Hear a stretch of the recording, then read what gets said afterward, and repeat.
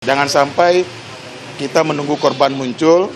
Dengan demo yang kemarin, coba dibayangkan 3.000 orang dihadapi oleh 10.000 orang.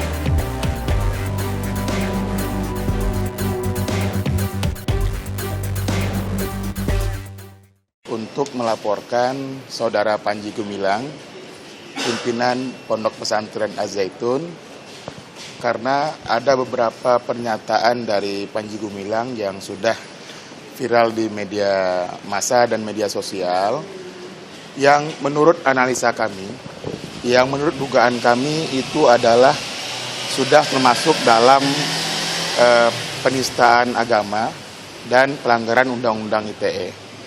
Jadi hari ini kami datang ke Bareskrim untuk menyampaikan laporan polisi, karena kami tidak mau ini terus-terusan jadi polemik di media sosial. Dan kondisi sekarang itu sudah mulai meresahkan masyarakat. Banyak demo yang muncul, banyak perdebatan. Nah, ini akan berpotensi memecah belah bangsa.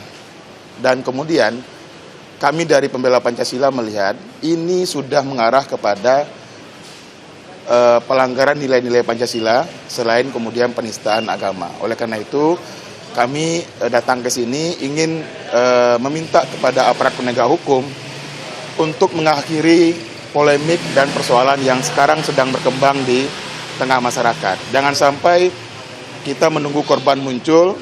Dengan demo yang kemarin, coba dibayangkan 3.000 orang dihadapi oleh 10.000 orang.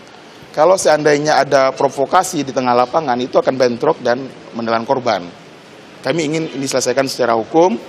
Kalau Panji Gumilang salah, harus dihukum sebagaimana aturan hukum yang berlaku. Kalau dia benar, buktikan nanti di pengadilan. Apakah yang dia lakukan benar atau tidak? Itu intinya yang kami maksud ini.